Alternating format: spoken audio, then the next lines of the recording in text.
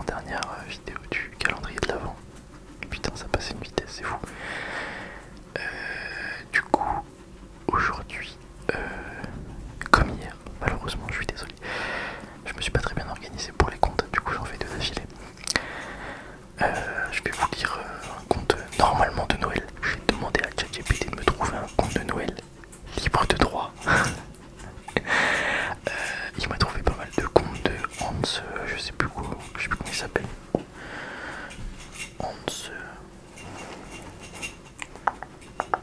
Hans Christian Andersen.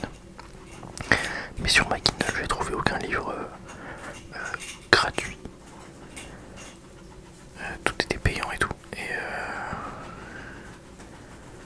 Et je me suis dit que du coup je les ferai plus tard. Et il m'a conseillé Les Lutins et le Cordonnier. C'est un conte des frères Grimm. Et celui-là je l'ai trouvé dans un livre de contes que j'avais déjà sur la Kindle. Donc je vais vous la faire ce soir. Voilà. J'ai retenu de mes erreurs de la vidéo d'hier du coup. Parce que hier je vais pas vous mentir, hein, je lisais mais qu'est-ce que j'avais soif. Donc je me suis prévu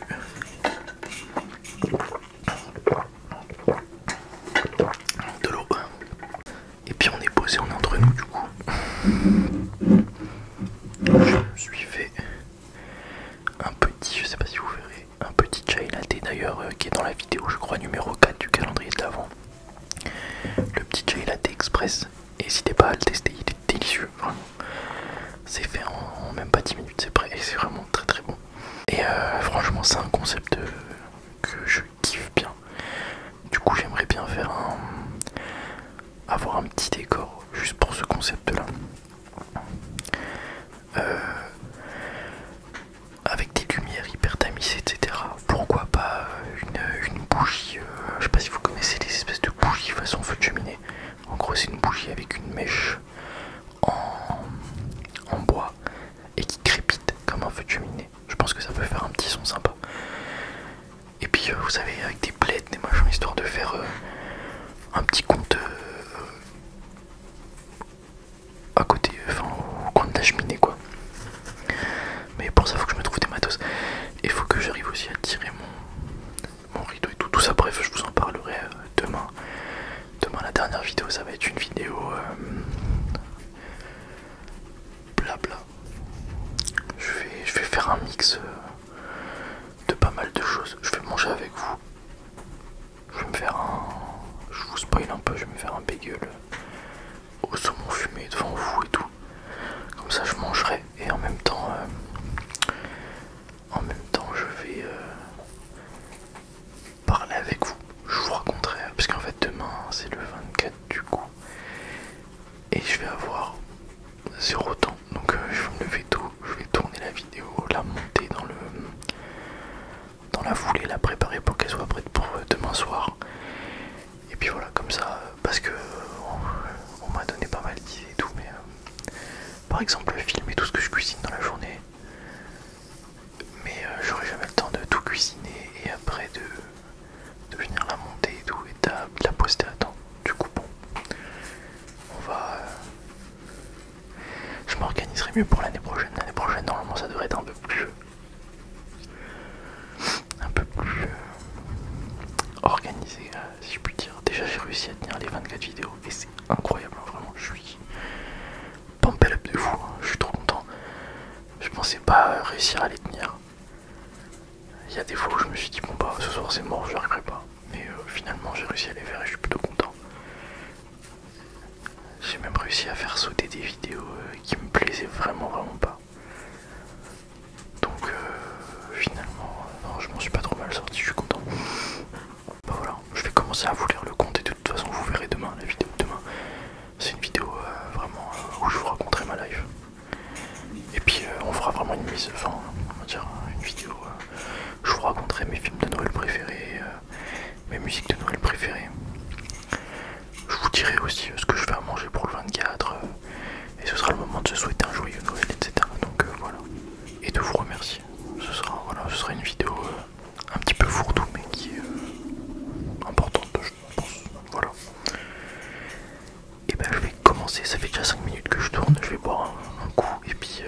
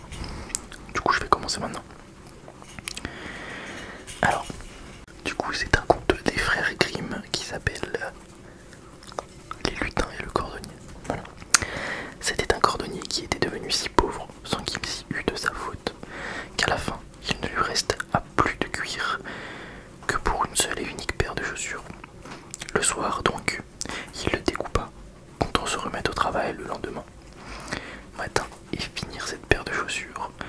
Et quand son cuir fut taillé, il alla se coucher, l'âme en paix et la conscience au repos. Il recommanda au bon Dieu et s'endormit. Au lieu du cuir le lendemain matin, après avoir fait sa prière, il voulait se remettre au travail quand il vit sur son établi les souliers tout faits et complètement finis. Il en fut tellement étonné qu'il ne savait plus que dire. Il prit les chaussures en main et les examina de près. Le travail était impeccable et si finement fait qu'on eût dit un chef-d'œuvre. Pas le moindre point qui ne fût parfait. Un acheteur arriva peu après, trouva les souliers fort à son goût et les paya plus cher que le prix habituel. Avec l'argent, le cordonnier put acheter assez de cuir pour faire 2 paires de chaussures, qu'il tailla le soir même, pensant les achever le lendemain matin, en s'y mettant de bonne heure. Mais le matin, quand il arriva au travail, les 2 paires de souliers étaient faites, posées sur son établi, sans qu'il se fût donné la moindre peine. Au surplus, les acheteurs ne lui manquèrent point non plus. Et c'étaient de vrais connaisseurs, car ils lui laissèrent assez d'argent pour qu'il pût acheter de quoi faire 4 paires de chaussures. Et ces 4 paires-là aussi, il les trouva finies le lendemain matin, quand il venait, plein de courage pour se remettre au travail. Et comme par la suite, il en alla toujours de même, et que ce qu'il avait coupé le soir se trouva fait le lendemain matin, le cordonnier se trouva non seulement tiré de la misère, mais bientôt dans une confortable aisance qui touchait presque à la richesse. Peu de temps avant la Noël, je savais pas qu'on disait la Noël, excusez-moi. Peu de temps avant la Noël, un soir, après avoir taillé et découpé son cuir, le cordonnier dit à sa femme au moment d'aller au lit: dis donc, si nous restions éveillés cette nuit pour voir qui nous apporte ainsi nos assistances généreuses. L'épouse en fut heureuse et alluma une chandelle neuve, puis ils allèrent se cacher, tous les deux, derrière les vêtements de la penderie, et où ils restèrent à guetter. À minuit arrivèrent 2 mignons petits nains, tout nus, qui s'installèrent à l'établi, et qui, tirant à eux les coupes de cuir, se mirent de leurs agiles petits doigts à monter et piquer, coudre et clouer les chaussures avec des gestes d'une prestesse et d'une perfection telle qu'on n'arrivait pas à les suivre, ni même à comprendre comment c'était possible. Ils ne s'arrêtèrent pas dans leur travail avant d'avoir tout achevé et aligné les chaussures sur l'établi, puis ils disparurent tout aussi prestement. Le lendemain matin, l'épouse dit au cordonnier: ces petits hommes nous ont apporté la richesse, nous devrions leur montrer notre reconnaissance. Ils sont tout nus et ils doivent avoir froid à courir ainsi. Sais-tu quoi? Je vais leur coudre des petits caleçons et de petites chemises, de petites culottes et de petites vestes, et je tricoterai pour eux de petites chaussettes. Toi, tu leur feras à chacun une petite paire de souliers pour aller avec. Cela dit le mari, je le ferai avec plaisir. Et le soir, quand ils eurent tout fini, ils déposèrent leurs cadeaux sur l'établi, à la place du cuir découpé qui s'y entassait d'habitude, et ils allèrent se cacher de nouveau pour voir comment ils recevaient leurs présents. À minuit, les lutins arrivèrent en sautillant pour se mettre au travail, quand ils trouvèrent sur l'établi, au lieu du cuir, les petits vêtements préparés pour eux. Ils marquèrent de l'étonnement d'abord, puis une grande joie d'avoir les jolies petites choses dont ils ne tardèrent pas à s'habiller des pieds à la tête en un clin d'œil pour se mettre aussitôt à chanter. Maintenant nous voilà comme de vrais dandys. Pourquoi jouer encore les cordonniers ici? Joyeux et bondissants, ils se mirent à danser dans l'atelier, à gambader comme de petits fous, sautant par-dessus chaises et bancs pour finalement gagner la porte et s'en aller, toujours en dansant. Depuis lors, on ne les a plus revus, mais pour le cordonnier, tout allait bien, jusqu'à son dernier jour, et tout lui réussit dans ses activités comme dans ses entreprises. Chapitre 2. Je vais prendre une petite gorgée.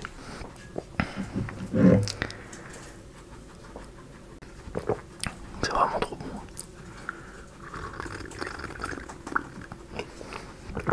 Oh, ça fait du bien. En fait, je croyais que toute l'histoire c'était sur l'histoire du lutin, enfin des lutins et du cordonnier. Mais en fait, non, c'est 3 chapitres sur l'histoire des lutins, je crois en fait. Pourquoi pas? J'essaye de pas respirer dans le micro pour pas trop vous embêter. Alors du coup,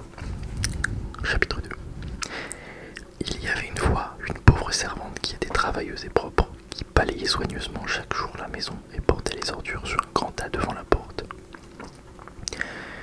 Un matin, de bonne heure, comme elle arrivait déjà pour se mettre au travail, elle y trouva une lettre.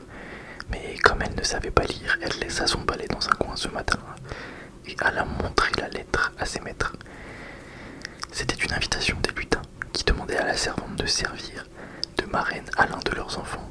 Elle n'était pas décidée et ne savait que faire. Mais à la fin, après beaucoup de paroles, ses maîtres réussirent à la convaincre qu'on ne pouvait pas refuser une invitation de cette sorte, et elle l'admit. 3 lutins vinrent la chercher pour la conduire dans une montagne creuse où vivaient les petits bonhommes. Tout y était petit, mais si délicat, si exquis qu'on ne peut pas le dire. La couchée reposait dans un lit noir d'ébène poli, à rosaces de perles, avec des couvertures brodées d'or. Le minuscule berceau était d'ivoire, et la baignoire d'or massif. La servante tint l'enfant sur les fonds baptismaux, puis voulut s'en retourner chez ses maîtres. Mais les lutins la prièrent insistamment de demeurer 3 jours avec eux. Elle accepta et demeura ces 3 jours, qu'elle passa en plaisir et en joie, car les petits hommes la comblèrent de tout ce qu'elle aimait. Quand enfin elle voulut prendre le chemin du retour, ils lui bourrèrent les poches d'or et l'accompagnèrent gentiment au bas de la montagne. Arrivée à la maison, comme elle pensait avoir perdu assez de temps, elle s'en alla tout droit chercher le balai qui était toujours dans son coin. Elle commençait à balayer quand des gens qu'elle n'avait jamais vus descendirent et virent lui demander qui elle était et ce qu'elle désirait, parce que ce n'était pas 3 jours, mais bien 7 ans qu'elle avait passé chez les petits hommes de la montagne, et ses anciens patrons étaient morts dans l'intervalle. Ok. C'est très bizarre, mais pourquoi pas.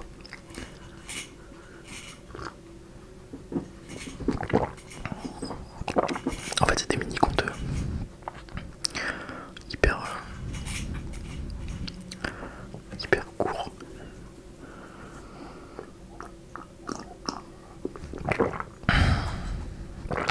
Et je vous promets, je crois que c'est le jour 4, le chai latte, c'est trop bon.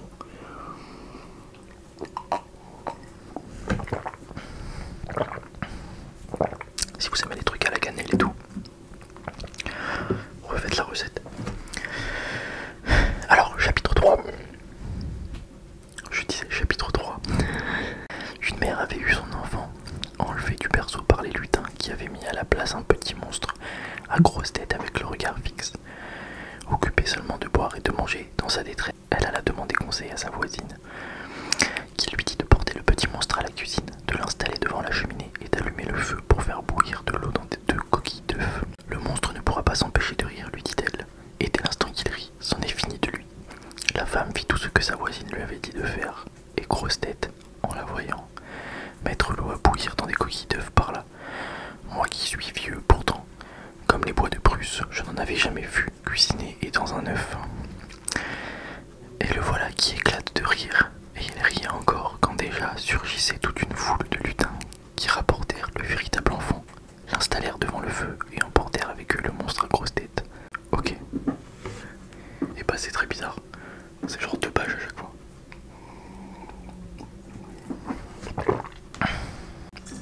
Franchement, à part le chapitre 1, pas fou. En plus, je les lis pas à l'avance parce que je veux me garder la surprise. Genre, j'aime bien découvrir aussi en lisant avec vous. Du coup, on va lire ça. C'est un chapitre court aussi. Enfin, c'est un truc court aussi. C'est la petite fille et les allumettes. Parce que les 2 trucs d'avant là, c'était pas fou. Alors, allez. Alors, la petite fille et les allumettes. Comme il faisait froid, la neige tombait et la nuit n'était pas loin. C'était le dernier soir de l'année, la veille du jour de l'an. Au milieu de ce froid et de cette obscurité, une pauvre petite fille passa dans la rue, la tête et les pieds nus. Elle avait, il est vrai, des pantoufles en quittant la maison, mais elles ne lui avaient pas servi longtemps. C'étaient de grandes pantoufles que sa mère avait déjà usées, si grandes que la petite les perdit en se pressant de traverser la rue entre 2 voitures. L'une fut réellement perdue.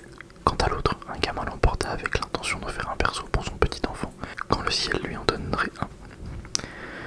La petite fille cheminait avec ses petits pieds nus, qui étaient rouges et bleus de froid. Elle avait dans son vieux tablier une grande quantité d'allumettes, et elle portait à la main un paquet.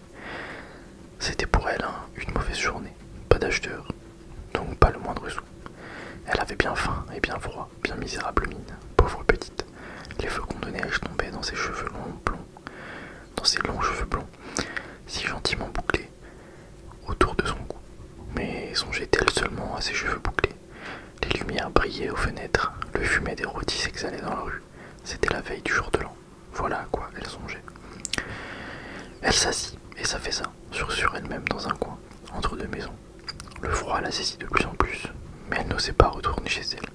Elle apportait ses allumettes, et pas la plus petite pièce de monnaie. Son père la battrait. Et, du reste, chez elle, est-ce qu'il ne faisait pas froid aussi? Il logeait sous le toit, et le vent soufflait au travers, quoique les plus grandes fentes eussent été bouchées avec de la paille et des chiffons. Ses petites mains étaient presque mortes de froid. Hélas, qu'une petite allumette leur ferait du bien. Si elle osait en tirer une seule du paquet, la frotter sur le mur et réchauffer ses doigts, elle en tira une. Le poêle disparut. Elle était assise, un petit bout de l'allumette brûlé à la main. Rich, comme elle éclata, comme elle brûla. C'était une flamme chaude et claire, comme une petite chandelle. Quand elle la couvrit de sa main, quelle lumière bizarre! Il semblait à la petite fille qu'elle était assise devant un grand poêle de fer orné de boules et surmonté d'un couvercle en cuivre luisant. Le feu y brûlait si magnifique. Il chauffait si bien. Mais qu'y a-t-il donc? La petite étendait déjà ses pieds pour les chauffer aussi. La flamme s'éteignit. Elle en frotta une seconde, qui brûla, qui brilla, et là où la lueur tomba sur le mur, il devint transparent comme une gaze. La petite pouvait voir jusque dans une chambre où la table était couverte d'une nappe blanche éblouissante de fine porcelaine et sur laquelle une oie rôtie, farcie de pruneaux et de pommes, fumait avec un parfum délicieux. Oh surprise, oh bonheur, tout à coup l'oie sauta de son plat et roula sur le plancher, la fourchette et le couteau dans le dos, jusqu'à la pauvre fille. L'allumette s'éteignit, elle n'avait devant elle que le mur épais et froid. En voilà une troisième allumée. Aussitôt, pardon. Aussitôt, elle se vit assise sous un magnifique arbre de Noël. Il était plus riche et plus grand encore que celui qu'elle avait vu à la Noël dernière. À l'époque, on disait à la Noël, parce que c'était des vieux contes. On ne dit pas à Noël, mais à la Noël. Voilà, petit aparté. À travers la porte vitrée, chez le riche marchand, 1000 chandelles brûlaient sur les branches vertes et des images de toutes les couleurs, comme celles qui ornent les fenêtres des magasins, semblaient lui sourire. La petite éleva les deux mains. L'allumette s'éteignit. Toutes les chandelles de Noël montaient, et elle s'aperçut alors que ce n'étaient que les étoiles. Une d'elles tomba et traça une longue raie de feu dans le ciel. C'est quelqu'un qui meurt, se dit la petite, car sa vieille grand-mère, qui seule avait été bonne pour elle, mais qui n'était plus, lui répétait souvent, lorsqu'une étoile tombe, c'est qu'une âme monte à Dieu. Elle frotta encore une allumette sur le mur. Il se fit une grande lumière au milieu de laquelle était la grand-mère, debout, avec un air si doux, si radieux. « Grand-mère, s'écria la petite, emmène-moi. Lorsque l'allumette s'éteindra, je sais que tu n'y seras plus. Tu disparaîtras comme le poêle de fer, comme l'oie rôtie, comme le bel arbre de Noël. » Elle frotta promptement le reste du paquet, car elle tenait à garder sa grand-mère, et les allumettes répandirent un éclat plus vif que celui du jour. Jamais la grand-mère n'avait été si grande ni si belle. Elle prit la petite fille sur son bras, et toutes les deux s'envolèrent, joyeuses au milieu de ce rayonnement, si haut, qu'il n'y avait plus ni froid, ni faim, ni angoisse. Elles étaient chez Dieu. Mais dans le coin, entre les deux maisons, était assise, qu'enfin la froide matinée